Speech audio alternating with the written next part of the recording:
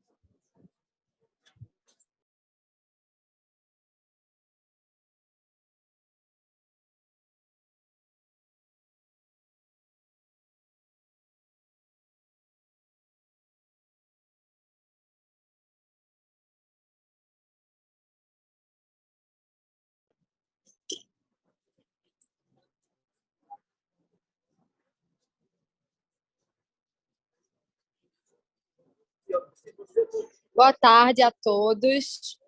Eu me chamo Ana Sofia Monteiro, sou coordenadora da Comissão de Assuntos Jurídicos. A Câmara de Comércio Brasil-Canadá ela existe desde 1973 e é uma organização independente, sem fins lucrativos e mantida pelo setor privado, que busca promover a integração e o desenvolvimento de oportunidades entre os mercados brasileiro e canadense nos seus mais diversos ramos de negócio, cuidando também de iniciativas e projetos sociais, culturais, educacionais e da discussão sobre a diversidade e inclusão de suas mais diferentes formas. Situada em São Paulo e Montreal, aproxima pessoas, empresas, instituições públicas e privadas de vários ramos de atuação nos dois países. Os serviços e produtos da CCBC são personalizados, modernos e inovadores, proporcionando visibilidade e networking aos associados do Brasil e do Canadá. Acho que vocês conseguem me ver bem, né? A CCBC estabeleceu uma comissão de assuntos jurídicos com a finalidade de promover a troca de informações sobre ambas as legislações, promover a discussão de temas nacionais e internacionais e, assim, possibilitar a seus associados o nível de informação necessário para a tomada de decisão em negócios. Essa webinar, liderada pelo CAGE, discutirá a reforma da Lei de Recuperações Judiciais e Falências e o que muda para os investidores nacionais. Trataremos das novas regras de aquisição de ativos estressados, aquisição de unidades produtivas isoladas e aquisições mediante autorização judicial, e sobre financiamentos a empresas em recuperação judicial. Primeiro, eu gostaria de apresentar os convidados que a gente vai ter hoje. A Camila Tebaldi, sócia-diretora da KPMG Brasil, é Deal Advisory, Capital Advisory e advogada, atuando como advisory em casos de reestruturação e reorganização de empresas insolventes, pós-graduada em recuperação judicial pela FADISP e em direito societário pela GV. O Fábio Rosas, advogado na Sescom Barrier Flash Barreto Advogados, sócio da Sescom Barrier Flash e Barreto Advogados nas áreas de contencioso, reestruturação e recuperação de empresas do escritório. Cursou The Academy of American and International Law em Dallas, Texas, e é membro da Insol International e membro da Insolvency International e membro do Comitê para a América Latina do International Insolvency Institute. Finalmente, a Luciana Celidônio, do Tawil Schecker Advogados, associado ao Mayer Brown, sócia das áreas de contencioso e reestruturação do escritório Tawil Schecker Advogados, associados. Escritório associado ao escritório Mayer Brown LLP, com LLM em International Business and Economics na Georgetown University Law Center, pós-graduação em Direito Societário pela FGV Law e mestrando em Direito Comercial pela USP. Também estará comigo nessa apresentação o Dr. Alberto Murray, que também coordena, né, é presidente da CAGE junto comigo. Então, sem mais delongas, gostaria de passar a palavra aos palestrantes convidados. Muito obrigada. Obrigada, Sofia, pela apresentação. Boa tarde a todos. Agradeço imensamente esse convite que foi feito para participar hoje desse webinar aqui na Câmara de Comércio Brasil-Canadá, na pessoa do Alberto, Sofia e também da Andressa, sem deixar de lado de agradecer meu amigo Henrique Palma, sócio da KPMG, que é líder de desk internamente de Brasil-Canadá. Agradeço aos meus companheiros de painel, é um prazer. Fábio Rosas, que já participamos juntos de outros painéis. Luciana, nosso primeiro painel, é um prazer estar aqui com vocês. Agradeço a todos os presentes que vão nos ouvir. Bom, focando um pouco aqui, já entrando nas nossas questões de recuperação judicial sobre as alterações que foram introduzidas na Lei 11.051, e a gente procurou aqui, já dando um disclaimer, focar mais nos pontos que dizem respeito ao nosso tema e ao nosso público de investidores, o que muda, né, nessas questões de investimento. Eu vou tentar contextualizar. A lei, então, a 11.101 foi alterada, né, promulgada em dezembro de 2020 e entrou em vigência dia 23 de janeiro, agora, de 2021. O que muda especificamente alguns pontos importantes na lei 11.101? Então, a gente percebe aqui que já logo de cara a lei traz algumas questões sobre negociação, né? Um incentivo eventual à negociação e traz nos seus artigos 20 e pouco, a introdução de uma questão que se chama negociação antecedente, né, e mediação, para que as empresas, antes mesmo de ingressarem com o pedido de recuperação judicial, possam discutir com alguns dos seus credores ou todos pontos sejam de créditos ou da recuperação, diretamente nas câmaras especializadas ou no Sejusc, né? Ao dar entrada, né, o devedor ele tem direito de ir a juízo, inclusive, e requerer um prazo de suspensão das suas ações e execuções pelo prazo de 60 dias, né, que é nessa fase pré-processual. E esse prazo de suspensão, ele vai atingir todas as ações e execuções do devedor, independentemente se essas ações e execuções forem objeto de discussão dentro da recuperação judicial. Então, a gente vê aqui que a lei deu uma abrangência, né? Tem aqui uma possibilidade de discussão de outros assuntos, viabilizando, então, ou proporcionando ao devedor essa possibilidade de discussão. Eu sei que aqui são pontos controversos e eu acho que a gente vai passar essa introdução e depois vai voltar a discutir sobre isso, mas esses são os primeiros pontos dessa negociação prévia, né, trazida pela lei. A crítica que a gente tem é que o devedor, a rigor, ele entra com o pedido, né, dentro desse prazo de 60 dias, ele não precisa apresentar nenhuma documentação, né, a documentação mínima exigida pela lei de recuperação no 48 e no 51, ele recebe aqui um prazo de 60 dias para eventualmente negociar, mas se ele também não negociar dentro desse prazo de 60 dias, nada ali acontecerá e ele poderá ingressar com pedido de recuperação judicial e extrajudicial supervenientemente. Esse prazo, diz a lei, é improrrogável, esse prazo de 60 dias é improrrogável, mas a gente já viu que na própria lei de recuperação, os prazos improrrogáveis, como o prazo do stay, podem vir a ser prorrogáveis dependendo da determinação judicial. Um outro ponto que eu queria passar e que tem também a ver com as alterações é a recuperação extrajudicial, que também recebeu algumas alterações, não sei na visão dos meus colegas, mas acredito que tenha tido algumas alterações que foram boas, né? Talvez a recuperação extrajudicial não tenha aqui direcionado algumas coisas, alguns pontos importantes, como a venda, né, de ativos, mas de uma certa forma e no geral as alterações que foram introduzidas melhoraram bastante o Instituto da Recuperação Extrajudicial.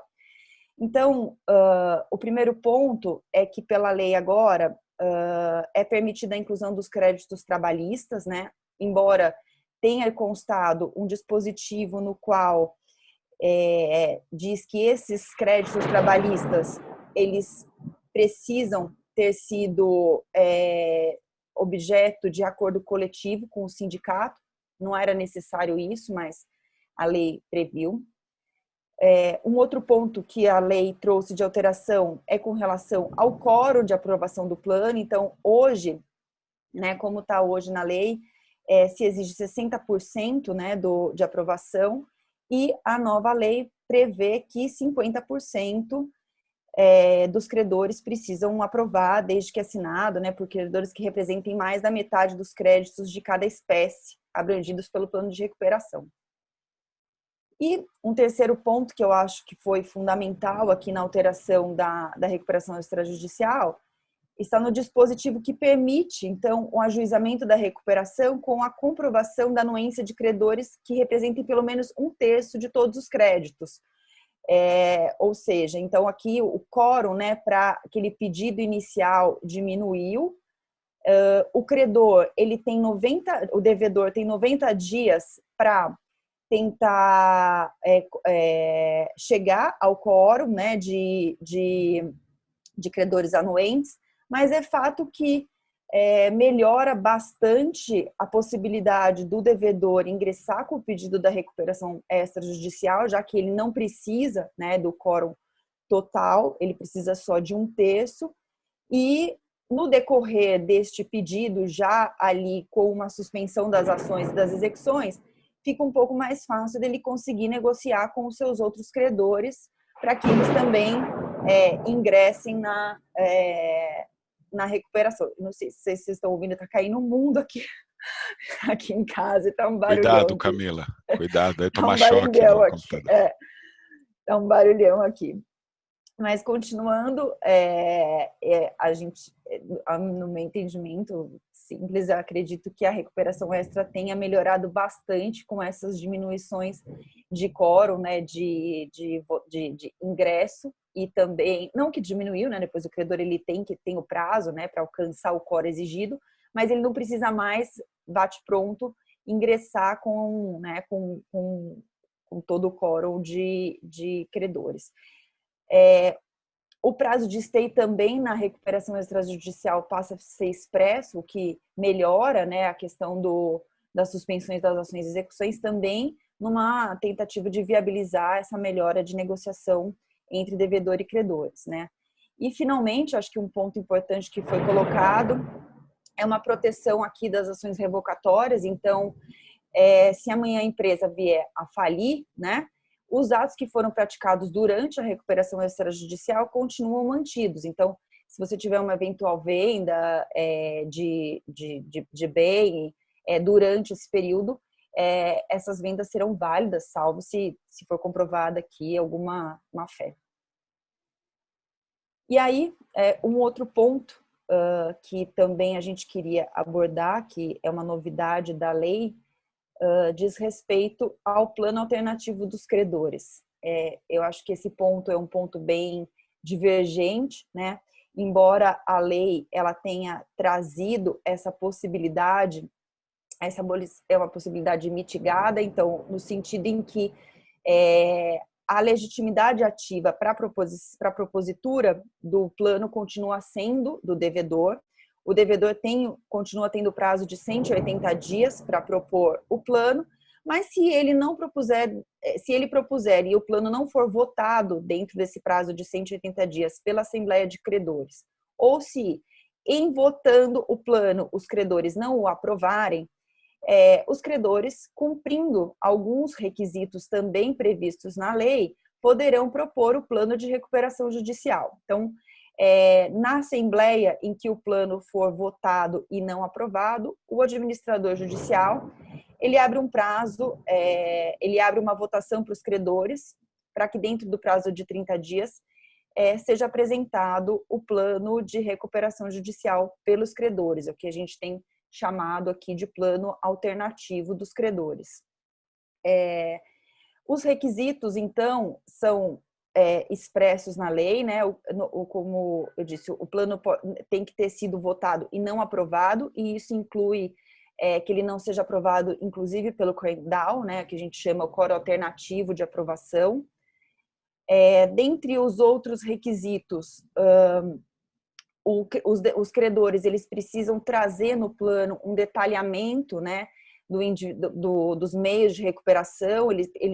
Os credores precisam cumprir os mesmos requisitos que o devedor deveria cumprir ao apresentar o plano. Então, trazer o detalhamento dos meios de recuperação, demonstração de viabilidade da empresa, apresentação de laudo financeiro e dos ativos do devedor. E os credores, eles precisam também de um apoio, né, de um quórum mínimo que é de 25% de todos os créditos sujeitos à recuperação ou de 35% dos créditos presentes na Assembleia que não aprovou o plano, né?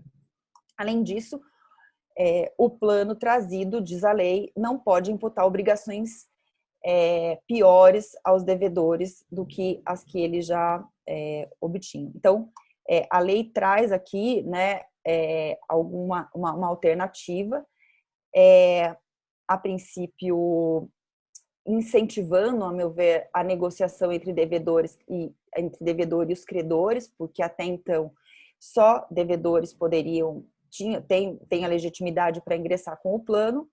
Mas quando a gente olha depois um pouco mais profundamente nos dispositivos, né, os credores que vierem apresentar o plano, eles perdem o direito de seguirem executando as garantias pessoais que lhes forem fornecidas. Então, os credores, não só os credores que propuserem, como aqueles que votarem favoravelmente ao plano alternativo, perdem o direito de executarem as suas garantias, um retrocesso, né, da lei, porque a lei dá com uma mão a possibilidade dos credores apresentarem e eventualmente tira, né, dos credores, por outro lado, porque prevê que aqueles que propuserem ou que aprovarem vão perder as garantias. Então, acho um pouco difícil aqui os credores virem a apresentar um plano, porém, não deixa de ser uma grande oportunidade, principalmente porque os credores também, neste caso, eles poderão propor, né, como alternativa a capitalização dos créditos, né, e a conversão da dívida em ações, o que é uma boa vantagem de barganha, eventualmente, para tentar aqui equalizar um pouco aquela gangorra entre o plano proposto pelo devedor e a necessidade de aceitação pelos credores. Ficam aqui algumas considerações para a gente depois voltar eventualmente a debater. Dentre essas outras proposituras novas da lei, estão também e aqui vou pincelar muito rapidamente, alguns destaques com relação à atribuição do administrador, né? O administrador agora, ele precisa arrecadar e vender os bens dentro de um prazo de 180 dias, e a penalidade para isso é a destituição. A lei foi bem severa nesse ponto. Além disso, o administrador precisa não só reportar, né, a situação financeira e econômica da empresa, como ele precisa validar, não é o termo, ele precisa analisar e apresentar isso de uma forma que não seja só receber as informações e colocá-las no processo. E eu acho que na minha parte são essas primeiras colocações. Passo a palavra, então, agora para Luciana, que vai falar um pouco mais sobre alguns outros pontos. Obrigada. Na verdade, era o Fábio. Fábio. Vou jogar ela para você. Ladies first. Ladies always first. Vocês podem, mas você fica à vontade, Lu. Tanto faz. Acho que tanto faz. Vai. Bom, boa tarde a todos. Eu gostaria de agradecer também ao convite da CCBC e aos meus colegas de painel. É uma oportunidade muito gratificante estar aqui ao lado de vocês, apesar do temporal. Eu espero que a gente consiga acabar o seminário, porque aqui já faltou luz 2 vezes a mais de meia hora, então vamos ver. Mas, enfim, o tema do nosso painel hoje é eu acho que traduzir um pouco o que tanto tem se falado sobre a nova lei, porque que é uma norma, né? A lei 14.112 alterou substancialmente a 11.101 e trouxe vários aspectos que, obviamente, a gente não consegue tratar aqui, né? Mas a gente identificou do que poderia ser, né, matéria de interesse para o público da Câmara de Comércio Brasil-Canadá. E o ponto que me coube falar é a questão da venda dos ativos, né? Por quê? Porque o interesse, né, a gente fala muito do investidor, que a recuperação e a falência, elas oferecem oportunidades, isso é um fato, porque o valor dos ativos normalmente são menores e é uma oportunidade econômica, mas, ao mesmo tempo, a gente tinha, eu acho que, 2 problemas principais, que eram o tempo, né, que demorava, mesmo no âmbito de uma recuperação judicial, muito mais numa falência, a falta de controle do processo, né, porque você sempre tinha intervenção dos credores, e também a questão do risco. Uma outra preocupação que a gente sempre que é natural da aquisição de um bem estressado é a sucessão das obrigações do devedor, né? E isso já é um risco, já é uma questão que já vinha sendo tratada pela Lei 11.101, que previa, então, que não haveria sucessão no caso de unidade produtiva isolada, a famosa UPI, né? Das obrigações do devedor de nenhuma natureza. Né? Isso é uma questão que já estava colocada na nova lei, na lei antiga, na redação anterior.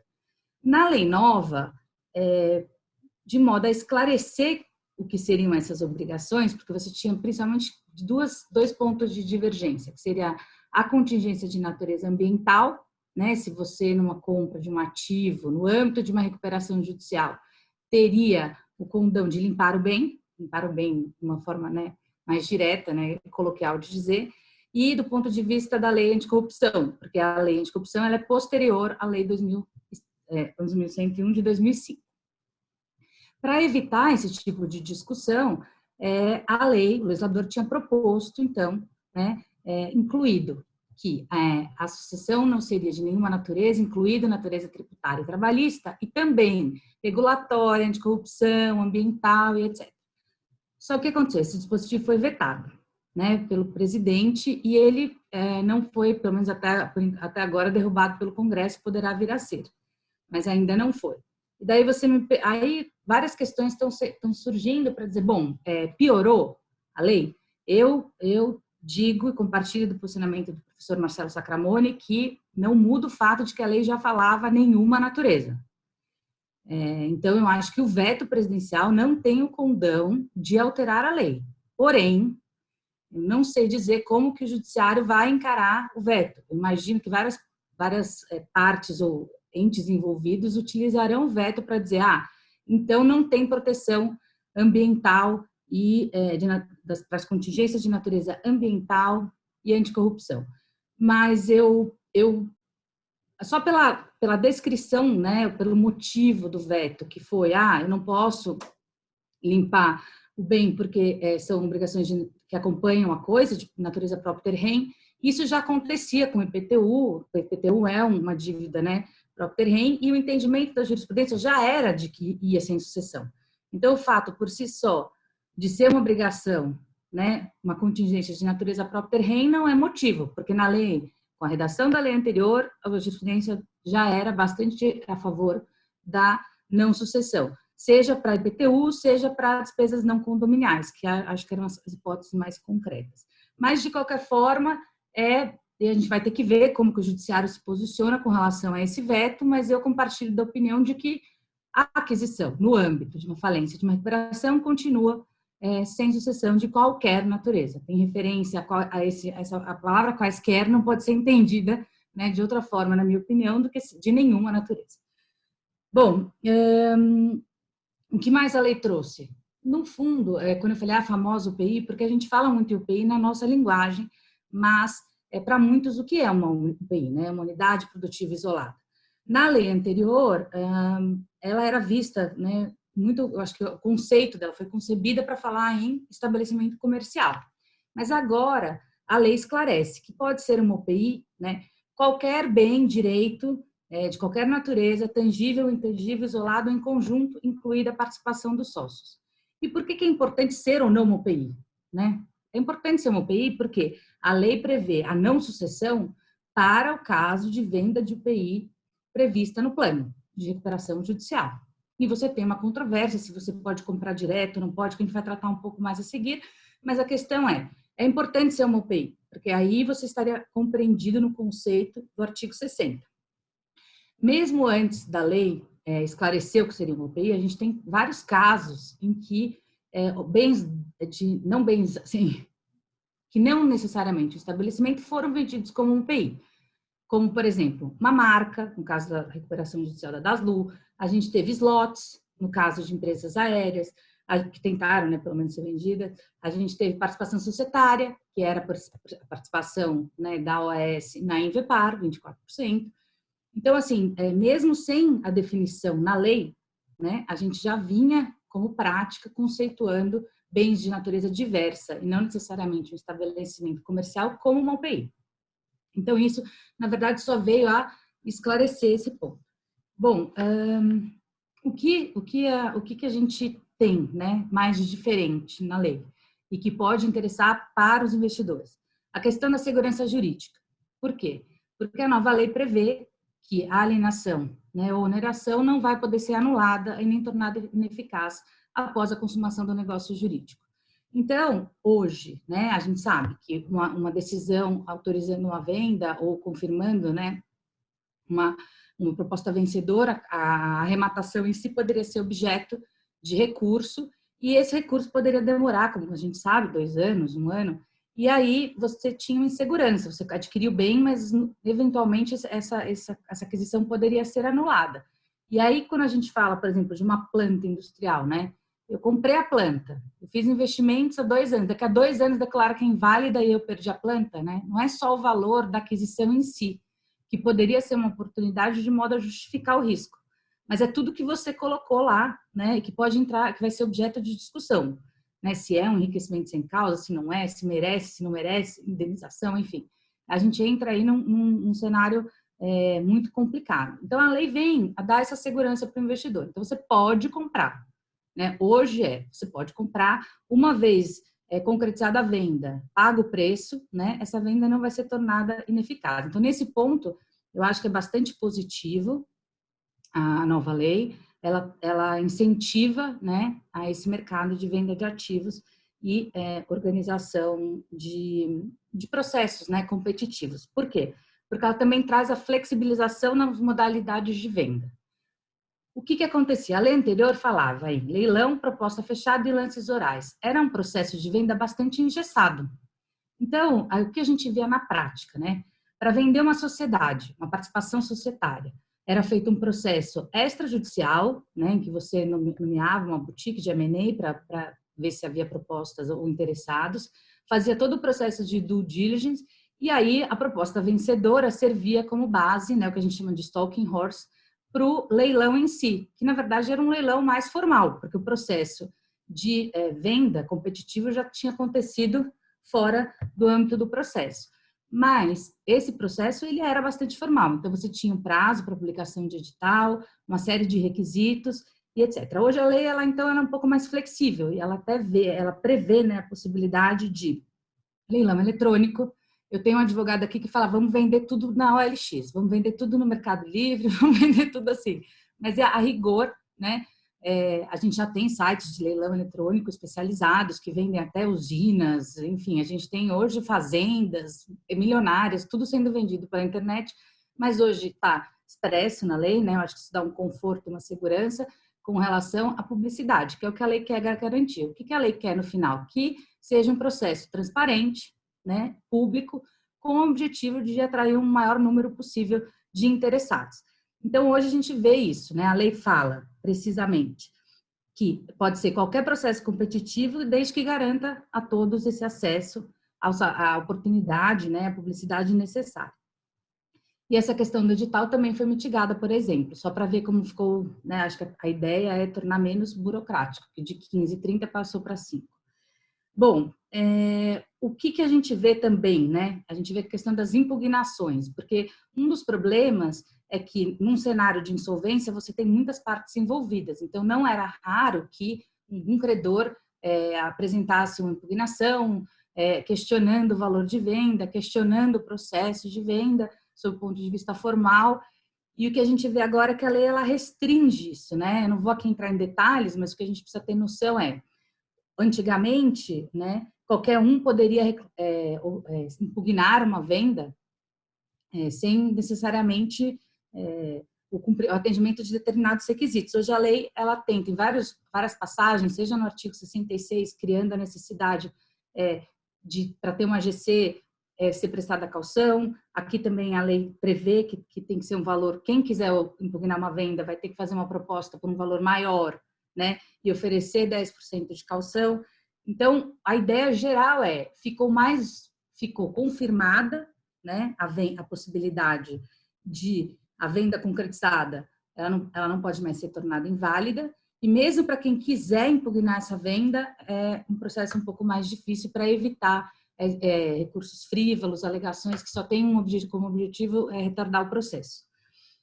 Bom, inclusive a lei prevê a sanção, né, fala que a impugnação é desnecessária, não sei qual termo que a lei fala, mas caracteriza um ato atentatório à dignidade da justiça, que prevê nos termos do CPC uma multa processual.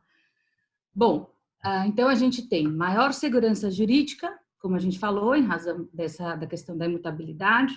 A gente tem a flexibilização nas formas de venda, que permite celeridade e, de certa forma, muito mais agilidade, né, e custos menores. A gente tem também a questão do prazo. Como eu falei, muitas vezes a gente via, né, participava, eu estou por um investidor. Aí o investidor chegava e falava, eu só compro de você se você entrar em RJ. Isso, né, teve uma fase que isso daí era uma recorrência. Por quê? Porque os tribunais já haviam decidido que não tem sucessão. Então, para não correr riscos, né, se comprava o ativo lá. Mas a gente teve algumas experiências em que acabou acontecendo que o ativo não vendeu nunca, né? E eu acho que o maior exemplo para mim são as questões das ações da Invepar, que quando a OAS entrou com o processo, era a joia da coroa, era o ovo da galinha, chama do que você quiser, porque era essa palavra que todo mundo usava. Mas no final, aquilo demorou tanto, teve tanto recurso, aconteceu tanta coisa, né, que no final das contas ele foi passado, né, esse ativo ficou na mão dos credores, determinados credores que tinham uma garantia. Mas era um ativo que no começo, né, todo mundo falava, nossa, é o ativo. E ninguém queria comprar se não fosse lá dentro. Então, eu acho que em razão dessa experiência, que eu acho que é bastante, né, emblemática do caso da OAS, o que aconteceu? As empresas começaram a ficar com medo da RJ. Ao invés de querer a sucessão, elas começaram a analisar, não, talvez seja melhor eu comprar fora, com o risco da sucessão, mas que eu saiba que eu pego o ativo e levo. Porque ficava uma coisa infindável, né? Esperar um prazo, uma decisão transitada em julgado, uma insegurança muito grande. 2 anos, 3 anos. E aí o que a gente já conversou, comprando o ativo e tendo que fazer esse ativo rodar e tendo que fazer investimentos nesse ativo. Como, né? Como então você justificar isso? Esse risco. Então eu acho que a gente tem essa questão da agilidade, né, da previsibilidade, porque no âmbito de um processo, né, você está sempre sujeito ao que os outros participantes vão fazer. Aí a gente tem os 2 pontos que eu acho que a Camila já até mencionou, que é a conversão da dívida em capital.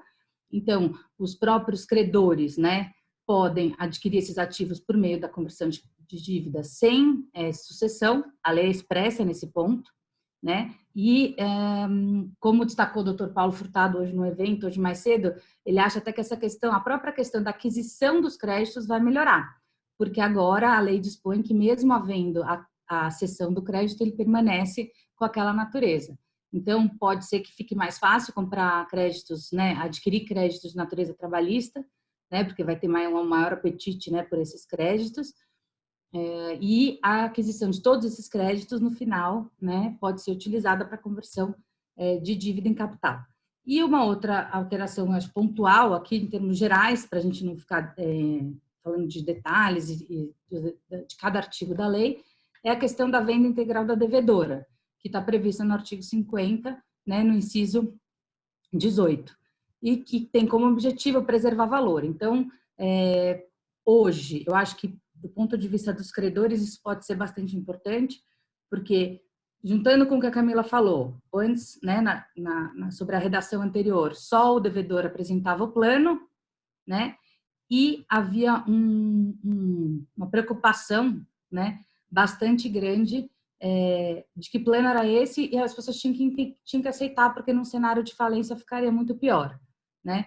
Hoje, eu acho que essa venda total permite, então, ela tem determinados requisitos, não pode trazer um tratamento pior do que seria, né, no cenário de falência, e como diz o professor Marcelo também, não pode ser uma forma de violar a ordem de preferência dos credores, então, assumindo que você vai ter uma venda integral da devedora, você ainda tem que respeitar, né, os credores extraconcursais, não pode servir para contornar, né, o critério legal, porque daí ele entende ser uma hipótese de fraude, mas é uma inovação que pode ser bastante positiva. Eu acho que era com relação à venda de ativos, né, aquisição, eu acho que essas são as principais alterações, sem o objetivo de esgotar o tema, né, desde já pedindo desculpas por não ter falado algum ponto. E eu acho que é isso. Fábio, passo a palavra a você. Obrigado, Lu. Bom, um prazer, obrigado à Câmara também, à CCBC, e é um prazer participar da discussão e do debate, trazer um pouco as nossas impressões e opiniões aqui sobre essas novas alterações legislativas, né? Não é a primeira vez que essa lei foi alterada, mas foi a primeira vez que ela foi substancialmente modernizada, talvez, né? Só uma palavra antes de entrar no tema aqui que me foi proposto, né? Que nós conversamos anteriormente, que tem a ver com o tema da Luciana, que é intimamente relacionado à venda, é a questão do financiamento, dos empréstimos, né, ou novos empréstimos à empresa em recuperação. Mas acho que vale uma palavra do seguinte: eu acho que a lei, como um overview, né, antes para a gente entrar nesse tema e entender essas alterações, como um overview, a lei, as alterações, né, a nova lei 14.112, introduziu alterações que, em parte, já eram um avanço da jurisprudência, né? Então, os tribunais tiveram, né? A Luciana deu uma lista de exemplos aí em que a gente teve que enfrentar na prática, em relação aos casos concretos, onde a lei de 2005 que já tinha feito talvez uma revolução, né, no sentido de alteração dos objetivos e do procedimento, né, relacionados à situação de insolvência das empresas no Brasil. A lei anterior previa meramente concordata, que era muito limitado, era uma extensão de prazos de pagamento, sem possibilidade, era uma concessão judicial, era um benefício legal até chamado, era a lei que já taxativamente estipulava quais eram as possibilidades do empresário, da empresa em dificuldade, à época o comerciante, né, conforme o decreto de 1945, que pudesse se pleitear uma extensão de pagamento para se evitar a falência, né? Então, em 2005, acho que houve uma revolução nesse sentido, uma guinada de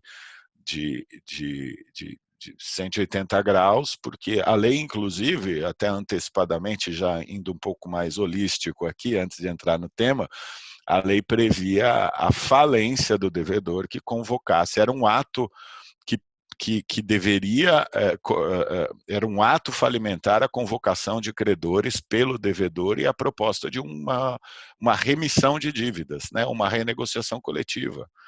Então, veja, desde 1945, no mínimo, e essa legislação vem desde antes, inclusive, ou esse princípio vem desde antes, apesar de que, historicamente, até no século retrasado, já também se pudesse haver negociações coletivas, mas a tradição que a gente vinha há 50 anos, 60 anos, então, em 2005, era de penalizar o empresário que propusesse uma renegociação coletiva.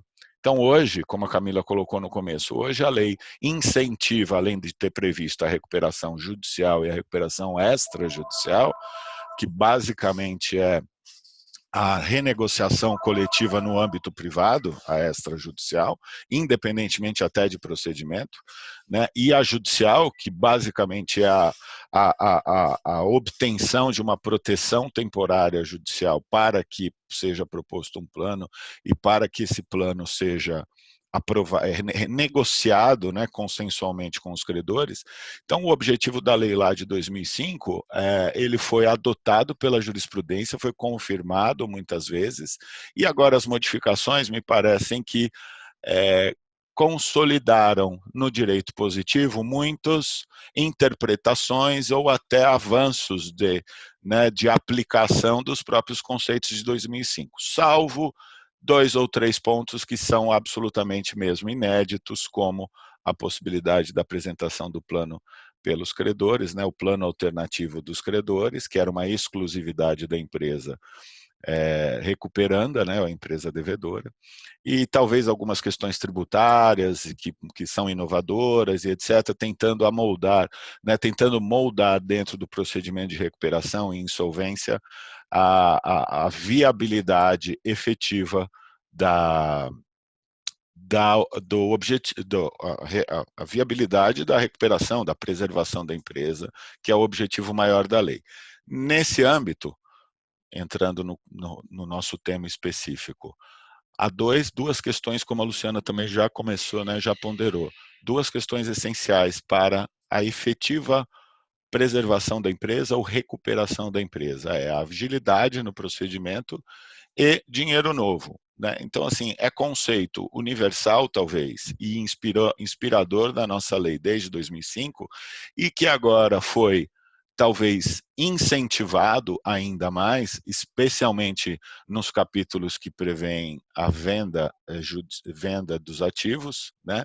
Que tentou se ampliar, apesar do veto, como a Luciana ponderou, mas também um incentivo à obtenção de novos financiamentos. Por quê? Porque sem dinheiro novo, uma empresa em dificuldades ou em situação já de pré-insolvência ou talvez em crise absoluta, talvez até insolvente, mas que possa se utilizar mas ainda ativa e ainda com capacidade e viabilidade de superação da crise, ela precisa de dinheiro novo. Né? E isso o dinheiro novo, como não havia um mercado até então, até 2020, financeiro, né? Um mercado dentro do mercado financeiro ou de capitais no Brasil, como há em algumas jurisdições, né? Algumas legislações, inclusive, que suportam isso. Um mercado formal constituído de viabilizar a recuperação, efetiva recuperação da empresa. Tentou-se, então, com as modificações da lei, incentivar a venda de ativos, que tradicionalmente, como lembrou a Luciana, é a forma com que a empresa em recuperação consegue dinheiro novo, né? Consegue o oxigênio que precisa para se sustentar numa situação de UTI, fazendo, né, uma má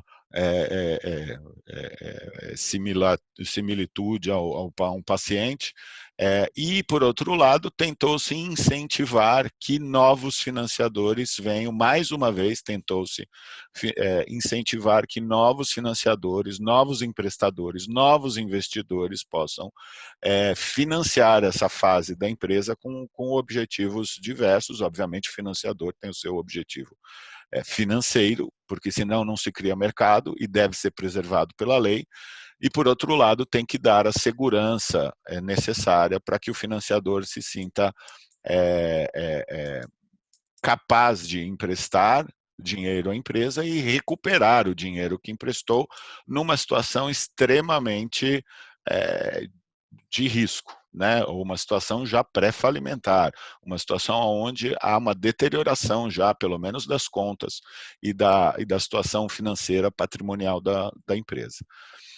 Então, acho que com essa visão, né, tentou-se no passado, a Luciana comentou, fico feliz que a Luciana tenha comentado positivamente a tentativa que foi feita na OAS, que a época foi um tanto quanto turbulenta e criticada, que casualmente participei, mas enfim, sob o ponto de vista do financiador, mas o desafio lá era esse, era uma combinação, talvez tenha sido a primeira combinação mais completa entre uma empresa que realmente tinha capacidade e viabilidade, tanto é que continua até hoje e se reestruturou e pontualmente teve seus problemas, como outras empresas do setor tiveram, envolvidas em determinados momento empresarial, onde foram, né, objeto de penalizações, inclusive, etc., mas ela passou como empresa por esse período, tentou-se obter com a legislação à época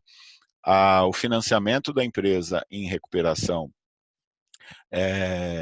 deferido pelo juiz, na verdade, inclusive, né, com uma combinação do próprio venda de um determinado ativo que sim era valioso, mas ativos não valiosos não são vendidos, não conseguem gerar novos recursos para uma empresa em dificuldade, né? E a empresa em dificuldade, não só a ela, mas como a todos que estivessem envolvidos naquele determinado procedimento, né, no caso a recuperação específica da OAS, também pudessem ter melhor perspectiva de recuperação do seu próprio crédito. Como a Luciana comentou, no final, pelo tempo e pelas dificuldades, conforme a legislação à época, talvez pela novidade, ineditismo de uma estrutura mais completa entre financiamento da empresa, obtenção da garantia e venda do próprio ativo, né, que era parte de um grande plano maior que deveria ser aprovado pelos credores, mas que por circunstâncias muitas vezes isso não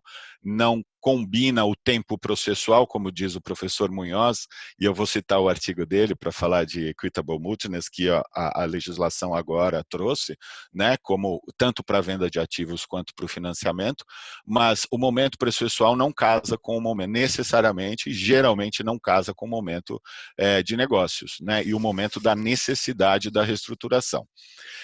Então, com base nisso, para ser bem objetivo também, né, e não ser só enfim, conceitual, a lei previu, e só para nivelar todos, a lei previu desde 2005 a possibilidade de que, após o ajuizamento da recuperação, na verdade, durante a recuperação, as contratações, essa era a redação do 67, já era a redação do 67, do artigo 67 anterior, os créditos decorrentes das obrigações contratadas pela empresa, pela devedora, durante a recuperação judicial, aí incluídas tanto continuidade de fornecimento de produtos ou serviços, quanto contratos de mútuo, pela redação até original da lei, seriam consideradas extraconcursais na hipótese de decretação de falência. Então, são dois critérios, né? E eles costumam se confundir porque na prática, eles têm o mesmo efeito. Mas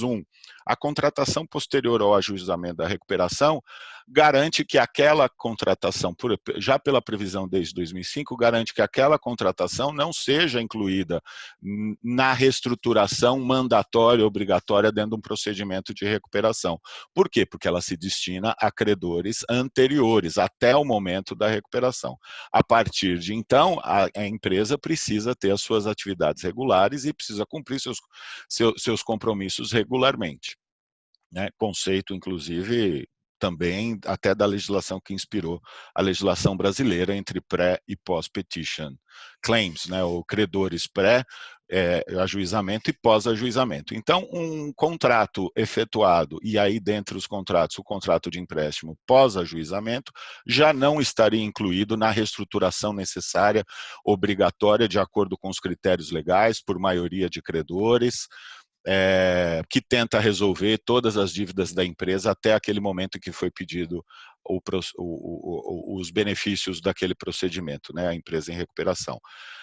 Só que não era suficiente, por quê? Porque mesmo aquele artigo que previa, a segunda hipótese, além de não entrar na recuperação, é que na hipótese de falência, aquele crédito decorrente dos empréstimos ou das contratações seriam extraconcursais, portanto, não integrariam a lista de credores concursais que deveriam concorrer ao produto da venda dos ativos no caso da falência. Então, sendo extraconcursal, eles deveriam ter, por força da lei também, do artigo 84, né, em referência, eles seriam pagos antecipadamente até aos credores da lista, da lista geral de credores.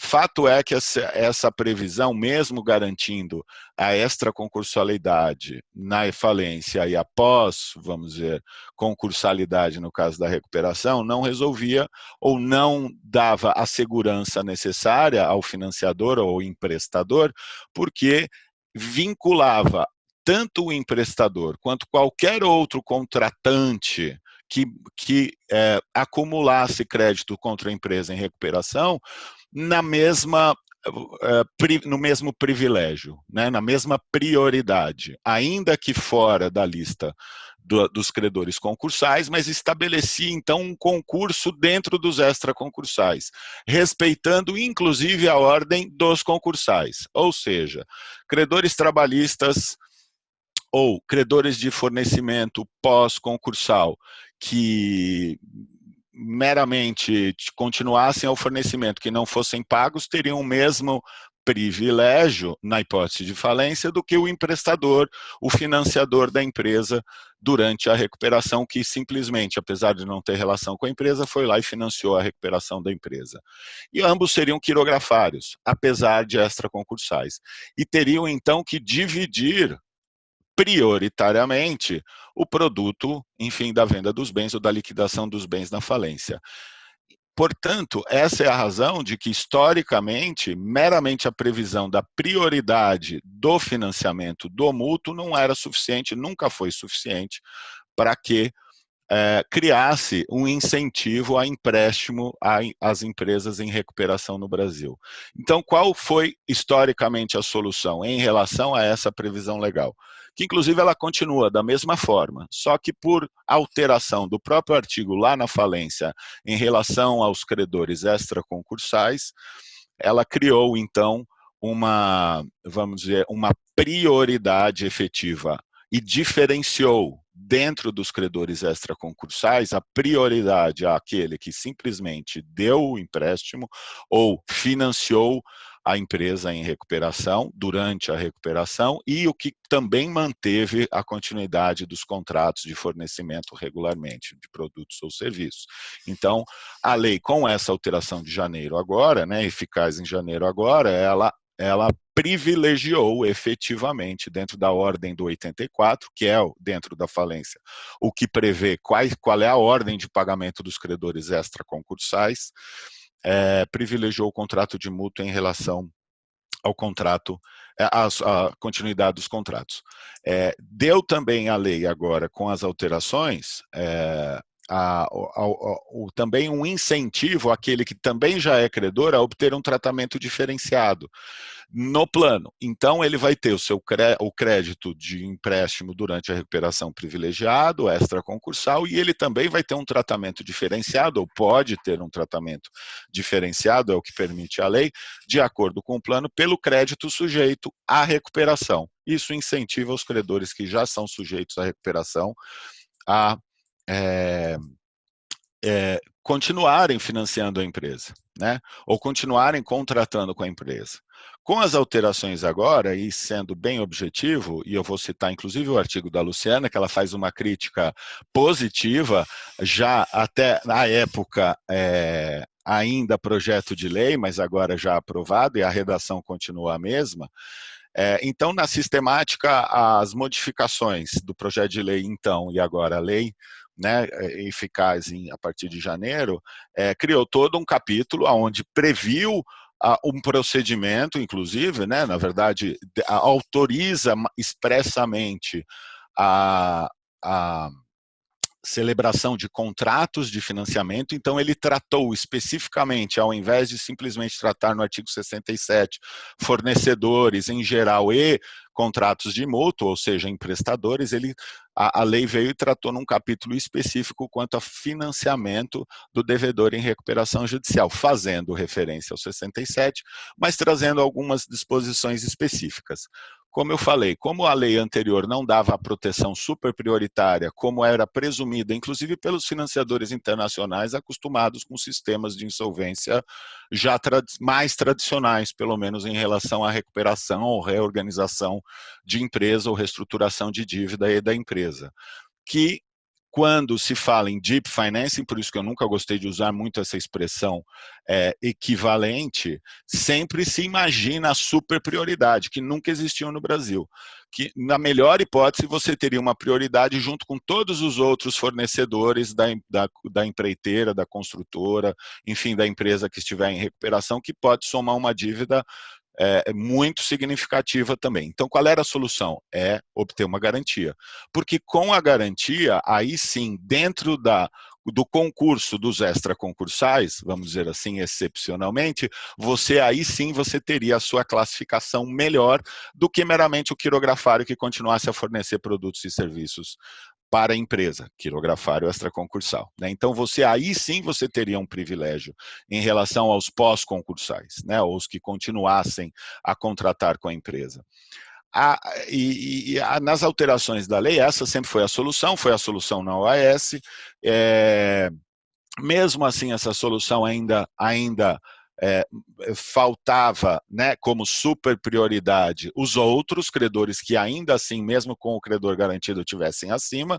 Por isso que a solução era tentar obter uma cessão fiduciária ou alienação fiduciária do bem. Por quê? Porque aí você não entraria dentro, como financiador, não entraria dentro do sistema de concurso dos extraconcursais e você simplesmente teria direito a levar o seu bem. Portanto, os ainda privilegiados dentro, como tributário ou trabalhista pós-concursal, que seriam privilegiados ainda que você tivesse uma garantia de um empréstimo extraconcursal, você teria dentro da falência a garantia de que aqueles bens, ao menos, eles viriam satisfazer seu crédito, inclusive em relação a esses, tributários e trabalhistas.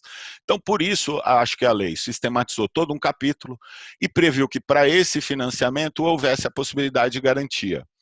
A outorga de garantia, que é o ponto em comum, até com o que a Luciana já introduziu, e eu vou tentar acabar logo para a gente também ir para questões e para debates, que é a possibilidade de, dentro da recuperação, você vender ou onerar ativos, né? Tanto vender quanto onerar. O artigo 66, como venda direta, já previa as duas hipóteses, continua prevendo as duas hipóteses, mas foi adicionado todo um capítulo a partir do 69, enfim, criaram A, B, C, D e E, né, na técnica legislativa, que até ficou razoável em termos de estrutura da lei, e criou a possibilidade da outorga da garantia, e mais do que isso, outorga da garantia em relação a um bem que já estivesse garantido com um outro credor, né, que já tivesse sido dado a outro credor, só que na forma subordinada. E aí houve uma grande discussão, o debate durante 2 anos, a gente ficou debatendo vários projetos de alteração da lei. Esse foi, na verdade, o mais curto, né, em termos de tempos de debate, mas enfim, sempre se pensou no priming, de você poder utilizar, porque vem inspirado também da legislação norte-americana, de você poder utilizar do juiz poder, através de um procedimento, ouvido credores, etc., ele decidir que um bem já dado em garantia pode servir a um financiamento novo dentro do processo de recuperação privilegiado. E aí não subordinado, como foi a opção da lei brasileira, mas privilegiado em relação a um credor antecedente já garantido, né? Essa não foi a opção da lei brasileira. A opção da lei brasileira foi utilizar, talvez, bens que já estivessem garantindo dívidas anteriores, mas de forma subordinada para a nova dívida, mesmo contra a vontade do credor anterior. A verdade é que, na prática e objetivamente, como veio também a legislação brasileira trouxe a trazer, ambas as hipóteses, mesmo as hipóteses da legislação que inspirou a brasileira, ela exige que a comprovação de aquele bem seja suficiente para satisfazer os dois credores, ou seja, para que também não se prejudique o credor anterior, ainda que houvesse um priming, né, em algumas circunstâncias nos Estados Unidos. Aqui, obviamente, a lei falou em subordinação e ainda falou o bem deve ser suficiente para cobrir as duas dívidas, vamos dizer assim, ou a dívida pretérita já garantida e a dívida subordinada nova do financiamento, que é prioritário, extraconcursal, mas entendeu a lei, por conta dessa experiência histórica desde 2005, não suficiente dar superprioridade ao crédito, mesmo na hipótese da falência. É necessário que haja a vinculação a uma garantia, para que você incentive financiadores a emprestar dinheiro à empresa. E no final a crítica, só para eu já concluir, porque eu acho que o nosso tempo já está correndo, já avancei demais. A crítica que a Luciana bem trouxe na previsão, tudo foi ótimo. Então, e esse foi um dos pontos, se a gente lembrar, quando a lei foi votada no Congresso, foi um dos pontos ressaltados nos jornais, pelo governo, pelos deputados, etc., que seria um ponto excepcional. Agora nós temos um incentivo efetivo aos financiadores. É verdade, só que quem vai ter que responder à pergunta se o Deep Financing é seguro no Brasil, se é possível eu emprestar e ele ter a segurança, a super prioridade que todos entendem nos sistemas avançados que existe e nós temos no Brasil, aí a responsabilidade é dos advogados que vão ter que falar, a Luciana, enfim, a Camila que vai ter que estruturar né, as opiniões e as reestruturações, confiando que isso é efetivo e que isso vai ser implementado, que está previsto na lei. Ocorre que tudo seria maravilhoso, muito bom, se o artigo 84 não falasse que naquela super prioridade, que melhorou, que já não é igual ao credor que até as dúvidas que haviam entre as CCs e a restituição, né, de dinheiro e etc., que havia se era prioritário ou não, né, o emprestador durante a recuperação, quanto à restituição, por exemplo, dos ACCs, etc. Tudo isso foi bem resolvido, só não foi resolvido a redação, porque ele ganhou a prioridade, mas a prioridade é em relação ao valor efetivamente entregue ao devedor em recuperação judicial. Portanto, quem empresta também tem que ser remunerado. Se a remuneração dele, do emprestador, não tiver o privilégio ou a segurança, muito pouco provável que qualquer financiador, como financiador ou no exclusivo interesse de financiador, pode ter outros interesses, como a Luciana falou, combinar com a aquisição do ativo, utilizar esse crédito para um interesse ou outro, mas enfim, a gente perdeu, talvez esteja perdendo a oportunidade de criar um mercado financiador de empresas em recuperação em razão disso, porque quem financia tem que ter a sua remuneração. Se ela não tiver a mesma prioridade e privilégio dado ao empréstimo, pouco interesse vai ter o emprestador de efetivamente correr todo esse risco, né? Mas eu diria, Lu, e aí uma resposta para a Lu, uma provocação para a gente acabar e ir para as questões, que tem algumas questões super interessantes que eu já vi, inclusive da Karen, que eu tenho que responder. Se eu não responder, a Karen depois manda e-mail para mim, brava, por que ela não respondeu a minha mensagem, que a Karen é uma querida sócia e ela sempre está pensando e refletindo sobre essas questões. Lu, quando a lei, lá no 84, falou em valor efetivamente entregue, fez a remissão à seção, ao capítulo inteiro do financiamento, que por sua vez faz a remissão ao artigo 67. E o 67 é claro em falar que os créditos decorrentes das obrigações contraídas pelo credor, inclusive contrato de mútuo, são considerados extraconcursais. Então, e essa talvez o 84 tenha falado em valor entregue, por quê? Porque em razão do equitable mootness, né, da teoria de que agora você emprestou ou vendeu o ativo, como a Luciana já antecipou, emprestou ou vendeu o ativo e não, e mesmo que a decisão seja revertida, aquele valor entregue como financiamento, ou se pago já o preço do bem vendido, ainda que haja a reversão da decisão, ela não possa anular ou não possa tirar o privilégio extraconcursal nem a garantia outorgada por uma decisão válida, que enquanto fosse válida, o valor entregue tem que ser preservado como extraconcursal ou como garantido. Então, para concluir, acho que dá para a gente construir, apesar vamos dizer, de toda a estrutura que foi montada e talvez no escorregão final, né, do artigo 84, talvez dê para a gente concluir que, apesar dele falar lá em quantia entregue, ele só fala quantia entregue porque ele pode ter como pressuposto lá na seção completa dos financiamentos da empresa em recuperação a possibilidade de não ter entregue toda a quantia, se houver a reversão da decisão. Mas isso não descaracteriza a qualidade de extraconcursal, nem a garantia, e o 67, é claro, que fala que o crédito é extraconcursal.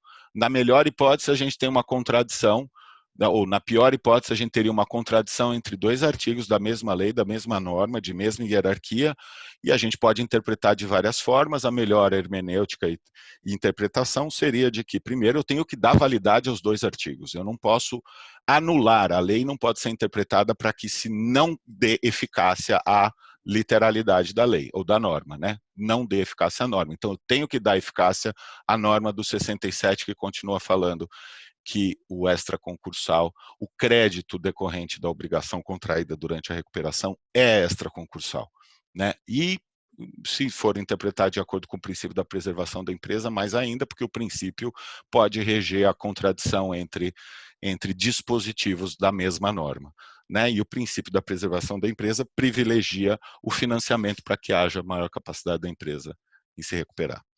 Falei demais, eu acho que excedi muito o meu tempo, mas eu agradeço. Desculpa, e eu deixo a provocação final para a Lu, mas a gente tem várias questões aqui, então isso pode gerar ainda mais, dá mais um dia de seminário. Obrigado, Alberto e a CCBC. Obrigado a vocês, Camila, Luciano e Fábio. Vamos começar aqui com as perguntas que vieram do chat. Realmente a Karen e a Maute tem uma questão, Camila e panelistas, tudo bem? Não sei se entendi direito, mas a interpretação que escutei da 20B, parágrafo 1º, que trata da mediação antecedente, é um pouco diferente. A suspensão por 60 dias seria somente da ação do credor que concordou com a mediação. Assim, a suspensão não arrastaria os demais credores, mas somente aqueles que concordaram com a mediação instaurada. Assim, seria uma solução pontual para a negociação com um grupo de credores específicos ou um credor. Se puderem comentar, agradeço. Obrigado. Fique à vontade. Bom, eu não sei quem fez a pergunta, mas eu acho que legal. O direcionamento que a gente espera, né, e aí é uma expectativa, é que realmente seja esse, de que a suspensão ela seja direcionada, e aí vamos pensar, o artigo, né, eu posso até ver, o artigo, quando ele fala de suspensão de ações e execuções, ele fala de ações e execuções no geral. Inclusive, neste momento dessa negociação antecedente, ela pode tratar até de disputas entre os sócios, não especificamente de questões relacionadas à recuperação. Mas o que se espera, talvez, é que ali sejam travadas apenas ações e execuções que possam ser discutidas na recuperação, né? Porque se você não pode, se você amplia, então o credor que está fora, ele não pode nem votar e opinar eventualmente num plano, e aí ele já está fora da recuperação. Ele também ali está impedido, né? Fica impedido de executar nessa negociação antecedente. Então, acho que fica um pouco ruim para a questão, para a amplitude que essa norma pode ter. Mas, quando a gente olha o próprio artigo, e aí é uma crítica, eu acho que, não sei se é uma crítica, mas é uma ponderação com relação a essa negociação antecedente, é que as regras para essa negociação não estão efetivamente claras, né? E aí talvez vai precisar de um ajuste do judiciário, né, e dos próprios operadores nesse sentido. Vale dizer que, por exemplo, a própria cautelar, né, que as partes podem pedir no judiciário, ela não exige aqui os requisitos do 48 e do 51. Então, o devedor ele pode fazer o pedido cautelar, né, sem trazer para os credores aqui a condição que ele tem ali naquele momento financeira e econômica, para os credores terem a condição de analisar eventual pedido de acordo, né? Então, acho que, não sei se respondi, mas acho que é meio por aí. Alguém quer comentar? Pelo que eu entendi, a pergunta era se precisa ter a anuência ao processo de mediação. E não é se é extraconcursal ou não, Soca. Era isso?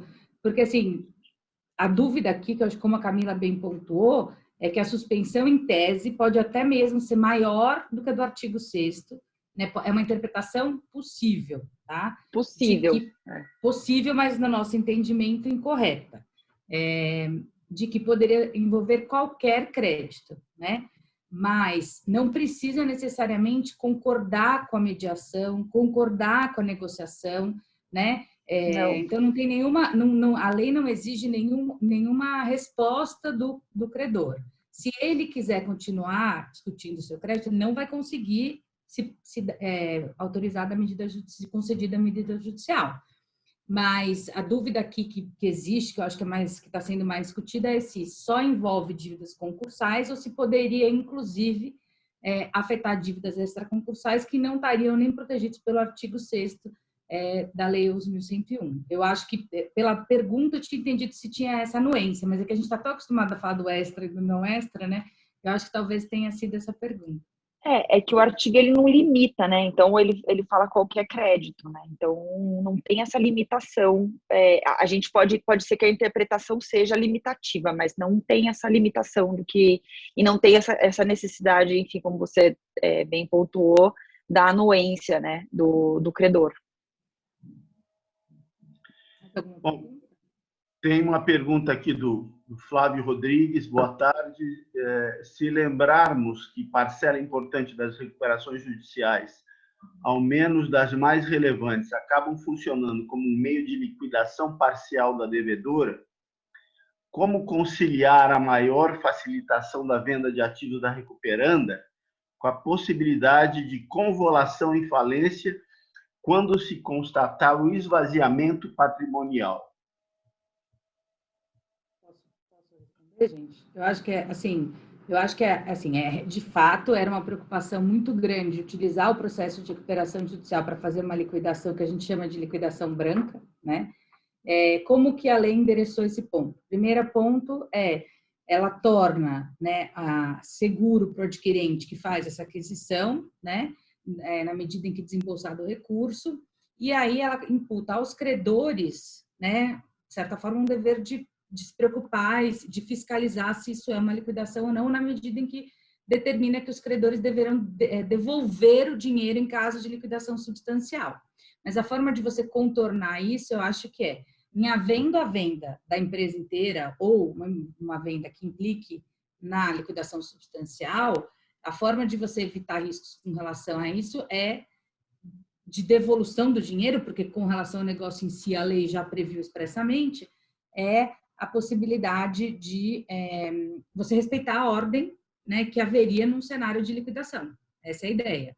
Né? Não usar o processo de recuperação como forma, né, de contornar a dívida fiscal, que eu acho que sempre foi uma preocupação e que a gente acabou verificando na prática. Né? Hoje, a lei trata especificamente do caso de liquidação substancial no artigo 73, conceitua o que é essa liquidação substancial, que é a venda de todo o ativo ou a ausência de fluxo de caixa, de recursos capazes de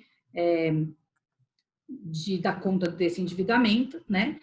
Mas ela dá essa segurança para o adquirente, né? Que mesmo no caso de liquidação substancial, não será invalidada a venda, no artigo 73, parágrafo 2º. Então, para o adquirente, né? Eu acho que se num cenário sob a égide da lei anterior, ele comprava um ativo numa falência, não tinha que se preocupar com essa questão da liquidação substancial, agora eu acho que, de certa forma, dá um certo conforto, né? Aí a gente vai ter aí é uma pergunta, né, que já está aqui também colocada, que eu já vou aproveitar para responder junto. Se essa questão da segurança jurídica ou da imutabilidade, né, da venda, depois que ela acontece, vai ser respeitada ou não pelo judiciário. Existem algumas críticas de que isso seria inconstitucional, porque seria como se fosse uma violação ao princípio de que ninguém afastará do Poder Judiciário, né, a violação da lei, né? Então, existe essa tese, né? Mas a verdade é que a lei é clara nesse sentido de que essa lei vai ser respeitada, esse ato vai ser respeitado. Não sei se alguém quer colocar mais alguma coisa. Tem uma... Rapidamente, Lu, só para complementar, Lu, há uma previsão expressa agora que deve ser convolada em falência se não preservar caixa, enfim, capacidade de pagamento de créditos extraconcursais. Então, hoje, a modificação, ela preserva os extraconcursais, né? Enfim, os que não estão sujeitos à recuperação, como o tributo e os impostos, deveria ser preservado pelo plano, e os concursais, na verdade, o plano deveria resolver, né? Então, a venda do ativo, ela deve ser revertida para os concursais na medida do possível. Então, não deveria ter problema para eles, nem numa liquidação mais agressiva da empresa. A questão é os extraconcursais, que hoje a lei prevê que pode ser até convolado em falência mesmo, né, as alterações. Tem uma outra pergunta da Thaís Rafaela Mimura, a dúvida. Na venda das UPIs, não haverá a sucessão das obrigações, porém, no caso de arrematação de bens imóveis, as obrigações por não são transmitidas até a data da arrematação? Então, vamos lá. Eu acho que são duas situações diferentes. A venda de um imóvel com autorização judicial regulada pelo artigo 66, né? Essa venda, você tem uma discussão se tem ou não cessão de obrigações. Mas um imóvel vendido como uma UPI, né? Então, foi criada no plano uma UPI que consiste, na verdade, de um imóvel. E ele é vendido, o entendimento da jurisprudência, salvo o melhor juízo, né? Que eu tive a oportunidade de me aprofundar no final do ano, é de que as dívidas, ainda que sejam próprio terreno, como IPTU e condominiais, não acompanham o bem. Até, obviamente, né, a concretização da venda, que é. Então, assim, antes não vai, mas depois que expedida a carta, então, nesse caso, concretizada a arrematação, aí passa a ser uma obrigação, obviamente, do adquirente. Mas a dívida passada, não. Então, essa até onde eu sei, inclusive, é uma opinião compartilhada pelo professor Marcelo Sacramone no livro dele, é de que essas dívidas, em que pese serem próprio terreno, elas não acompanham o bem. É uma exceção, né, da nossa lei num cenário de recuperação e falência. Ok. A Karen, de novo, diz, já que o Fábio abriu a possibilidade, vou fazer outra. Em muitos casos, não haverá mais bens a dar em garantia fiduciária para o DIP Financing, bens já dados em alienação fiduciária para os credores existentes. Talvez o que reste para ser dado em garantia seja a cessão fiduciária do sobejo à propriedade superveniente. Entendo que o artigo 69C, parágrafo 2º, não impede esse tipo de garantia. Concordam, Fábio? Isso, até quero ouvir a Luciana e a Camila também, enfim, a visão delas, mas como eu já discuti algumas vezes com a Karen isso, e a gente já intensamente teve que discutir sobre sobejo, enfim, a possibilidade, né, de ser objeto da garantia, mas me parece bem possível, me parece bem pensado. A Karen realmente pegou, porque a previsão expressa do dispositivo, né, dentro do capítulo que fala de financiamento, proíbe a garantia subordinada, né, ao crédito novo, ao novo crédito, ao deep financing, vamos chamar assim, proíbe a garantia subordinada ao bem, relativo ao bem, objeto de cessão fiduciária ou alienação fiduciária. Quando fala em garantia subordinada, ela exclui cessão fiduciária e alienação fiduciária, mas quanto ao sobejo, que é o direito do devedor receber o produto, né, o excesso, enfim, do preço que é obrigatório pela lei de alienação fiduciária ou cessão fiduciária ser revertido àquele devedor, esse é um direito não relacionado ao bem ou à alienação fiduciária em si, mas é um direito do devedor receber o produto da venda além do pagamento da dívida, né? Então esse é um direito autônomo, me parece que seria possível sim, uma boa solução, bem pensado. Eu não sei a Lu. Até porque, não, eu concordo, até porque já que a alienação fiduciária está fora, né? Por que a gente precisaria dessa disposição legal se hoje eu já posso ter uma hipoteca de segundo grau, por exemplo? Hoje eu já posso criar uma hipoteca de segundo grau, né? Não há uma vedação, é previsto no nosso sistema. Então, parece que realmente é esse ponto, é uma situação como essa que eu acho que a preocupação do legislador é que deve ser endereçada, né? Que muitas vezes você tem uma garantia em benefício de um credor e que é uma garantia totalmente desproporcional, né? Pode acontecer 200%, 300%, né? E aí é uma forma de viabilizar, né? Que esse sobejo seja de alguma forma direcionado como garantia em benefício dos demais credores e principalmente daquele credor novo que está financiando o segmento da empresa. Eu tenho uma outra pergunta aqui, aqui deve ser uma abreviação MVERPA. Olá, gostaria de saber a opinião dos palestrantes quanto esperar a manifestação do Poder Judiciário quanto à segurança jurídica na aquisição dos ativos, se será mesmo aplicado na forma que a norma prevê.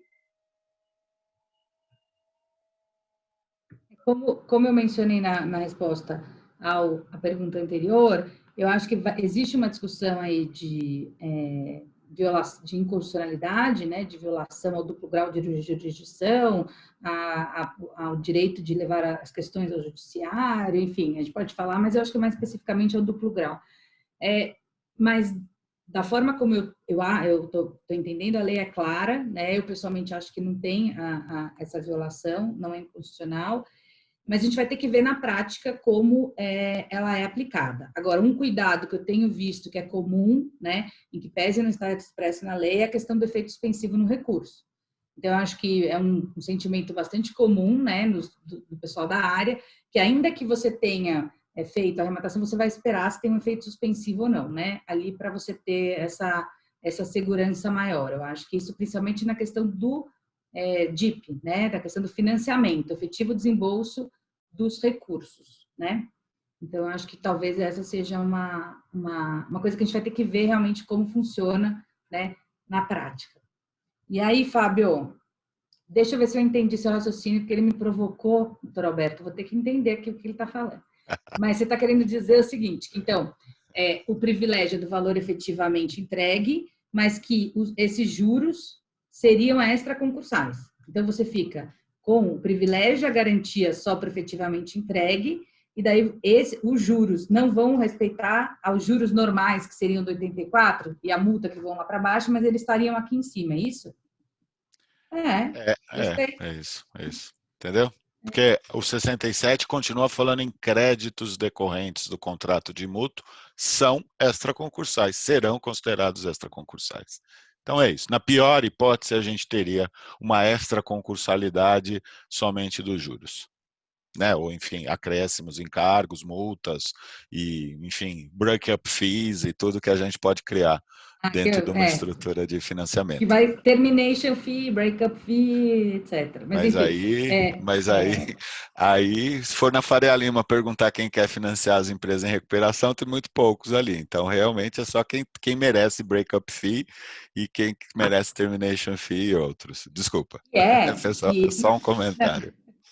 Não, mas é uma prática, né? Eu acho que foge até, não é nacional. Se a gente for olhar financiamento DIP lá fora, a gente não está inventando a pólvora, a gente copiou. Então, lá tem termination fee, break-up fee. E o incrível, né, Lu, que assim, é um mecanismo tão útil, tão eficiente. No caso da Latam, a gente acompanhou, houve uma briga para quem iria emprestar dentro da recuperação. É claro, porque tem benefícios. Mas se a gente não der benefícios, a gente não vai ter briga para a gente querendo pôr dinheiro numa empresa ou numa atividade empresarial que precise de oxigênio para passar uma crise. Obviamente, quando há viabilidade. Mas aí a gente tem bastante credor e bastante, né, agentes financeiros capazes de analisar viabilidade ou não. Não é o juiz, nem é o juiz que precisa ver se tem viabilidade ou não. O próprio mercado vai, né? Desculpa, só foi um comentário final aqui. Não, eu acho que eu posso.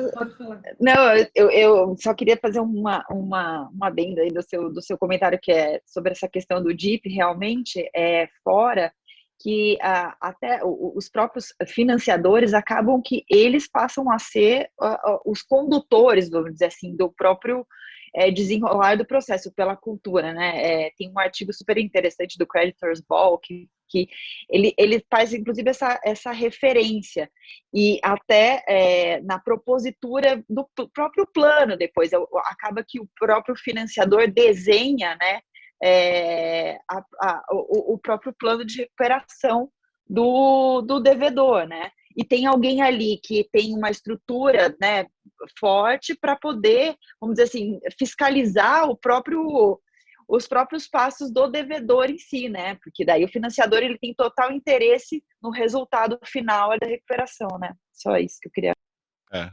E É é porque o lógico, financiador... só para não parecer tendencioso, Lu, é óbvio que o juiz, o procedimento, a lei, ela tem que estabelecer transparência, tem que estabelecer possibilidade, foi o que aconteceu na Latam, né? Tem que estabelecer possibilidade dentro de determinadas condições que outros também participem do empréstimo, enfim, pode não ser direcionado, mas isso para evitar, mas se a gente chegar nisso, seria ótimo, né? Se que a gente tem um monte de gente querendo emprestar dinheiro para empresas em dificuldade, aí a gente resolveu o problema das empresas em dificuldade e do Brasil, né, e da economia brasileira, que vai sofrer, até um comentário aqui, acho que foi do M. Verpa mesmo, né, das dificuldades, não, foi um comentário anterior, das dificuldades que o Brasil vai enfrentar, né, e o mercado vai enfrentar, e a gente precisa arrumar soluções eficientes. Desculpa, só para não parecer tendencioso também, né, Lu? Alberto, não sei se a gente até tem um tempinho, não sei se a gente poderia, mas até eu gostaria de ouvir a opinião dos meus colegas sobre a questão do plano alternativo dos credores, porque eu não sei, a sensação que eu tive quando li, né, sobre a questão do plano alternativo era que, a princípio, existia aqui uma possibilidade, enfim, de realmente ter uma equação um pouco melhor entre o plano do devedor e o intuito dos credores, mas quando tem o dispositivo, e até a questão da capitalização com a não sucessão, que foi um ponto super importante, até esqueci de comentar, mas a capitalização com a não sucessão, né, expressa, foi super importante, mas quando o artigo fala sobre o impedimento do credor prosseguir com as suas garantias pessoais, dá uma desanimada ali na propositura, né?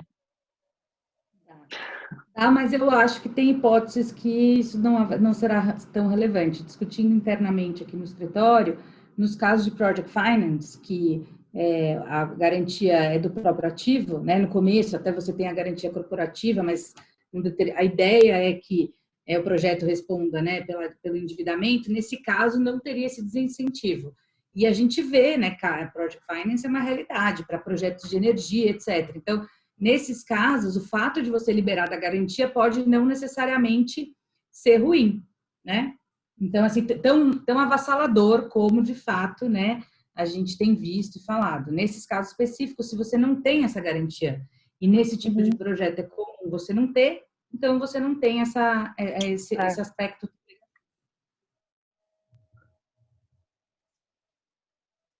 Eu acho que só um comentário final, acho que esse realmente vai ser um divisor de águas, se ele for realmente implementado de uma forma mais efetiva, mas ele não é para todos os casos mesmo, como a Luciana falou, vai ser para algumas situações, algum perfil de casos, mas pode ter muitos, e muitos relevantes e grandes, né? Casos assim, de grandes projetos, grandes empresas que podem chegar lá, pode chegar-se a ser implementado, mas vai levar ainda bastante tempo de interpretação. E a verdade é a seguinte, é só a apresentação do plano. A aprovação do plano depende dos quórums tradicionais. Então, a gente tem que pensar nisso também. Não é só a apresentação do plano, né, por esse quórum especial, Exatamente. mas a aprovação vai depender das classes, vai depender dos quórums, maioria de presentes, vai depender de outros fatores que envolvem, inclusive, a empresa, né? E a capacidade da empresa. E não adianta, algumas questões, a gente veio discutindo isso bastante também, algumas hipóteses aqui, durante janeiro, dezembro, janeiro, e qual é a lógica também dos credores imporem, né, à empresa um plano que seja impossível de ser realizado, ou que leve à completa liquidação da empresa, enfim. Então, a gente tem algumas outras, né, os limites lógicos, inclusive de negócios, etc., legais, que realmente vão impactar. Não vai ser uma panaceia que agora, né, os credores vão decidir toda hora em qualquer situação. Isso realmente parece. Eu queria só colocar aqui um caso em que, assim, se o judiciário, de fato, cumpriu os 180 dias prorrogável pelo 360, né, o próprio devedor pode precisar do plano alternativo de alguma forma, porque se for 360, acabou. O único jeito dele ganhar o fôlego, a sobrevida, é, de certa forma, obviamente não se alinhando, mas assim, permitindo essa hipótese, porque senão ele vai ter que falir. Mas isso depende da interpretação que o judiciário vai dar, né, ao prazo de 180 dias. Ele é real, ele pode ser prorrogável indefinidamente, né? Os critérios que a gente vê hoje são subjetivos, desde que o devedor não tenha colaborado para aquilo, mas a gente vê que na prática, né, raramente é negado, né? Eu acho que eu conto nos dedos, eu pessoalmente, os casos em que realmente foi negado a extensão do período de suspensão. Então, eu acho que talvez, né, isso acabe acontecendo, né, de alguma forma, não tem outra saída. Se ele não conseguiu, o credor chegou nos 360, não conseguiu alinhar, talvez a única saída, a única forma de evitar a quebra seria com um prazo adicional, né, dos 30 dias para apresentação do plano e 90 para deliberação do plano alternativo, né? Eu não sei, mas eu acho que a gente viveu, né, Fábio? A gente está um pouco velho, mas a gente viveu a época em que 180 era 180, então se varava à noite, closing, né, várias madrugadas, porque era uma preocupação, eu acho que é bastante comum. Mas isso, ao longo dos anos, etc., foi sendo flexibilizado. Eu acho que a gente vai ter que ver como é que acontece. Mas eu concordo quando vocês falam que é muito complicado, porque a gente não tem culturalmente, né, isso exige um custo muito alto, já que você tem que fazer um estudo financeiro, apresentar viabilidade de econômica. Então, não é uma coisa... E tem muito pouco tempo. 30 dias não dá para você montar um plano, não dá para você negociar. 90 dias não dá para você negociar com todo mundo também. Então, são várias dificuldades que eu vislumbro no futuro, mas eu acho que a ideia inicial é tirar, né, o poder absoluto do devedor, que hoje é uma realidade.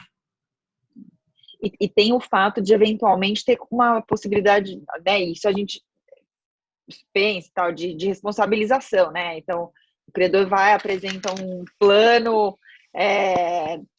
enfim, o credor apresenta supondo que o plano seja aprovado e, eventualmente, a empresa depois não consiga cumprir, não sei, talvez se pudesse ter algum pedido, né, de responsabilização pelaquela proposição, né? Não sei. Bom, na realidade, nós já estouramos, mas só para atender todo mundo aqui, falar 1 minuto, por favor. Nós temos um e-mail do Paulo Pacheco de Medeiros e da Ana Aragão, cumprimentando vocês pela exposição. Arthur de Almeida também. Agora, só para terminar, Beatriz Cavalcante, talvez a dificuldade de aceitação dos financiadores seja ligada à morosidade do judiciário. Quais seriam as razões? Rápido, por favor, para a gente... Eu ia arrematar com essa, Alberto, porque foi um pouco do que eu falei, eu tentei falar, porque muitos assuntos, mas é exatamente isso. Sem dúvida, e na nossa experiência, o caso que a Luciana lembrou, o caso da OAS, onde o financiamento estava pronto antes da recuperação, as negociações, todo o modelo que deveria ser implementado, foi autorizado em 1 mês pelo juiz, talvez menos, em 2 semanas. Foi autorizado o financiamento, levou simplesmente 8 meses, 7 meses, para que fosse confirmado no tribunal que a garantia dada para aquele financiamento seria válida e eficaz. Mesmo assim, o tribunal, apesar de falar que estava tudo em ordem, ainda remeteu à Assembleia que iria acontecer dali 2 semanas, 15 dias. Então, assim, sem dúvida, é impactante e é um grande desincentivo, mas veja, não é só a morosidade, é a insegurança. a insegurança e, na verdade, é uma questão de segurança jurídica, que a lei tentou preservar agora, falando que, se for efetivamente emprestado pela quantia emprestada, a garantia não pode ser desconsiderada, nem a extraconcursalidade pode ser desrespeitada. Então, assim, a lei até tentou corrigir a morosidade, mas, sem dúvida, a agilidade e a segurança jurídica que as decisões dão, né, e essas questões influenciam diretamente capacidade de financiamento e interesse de financiamento. Né?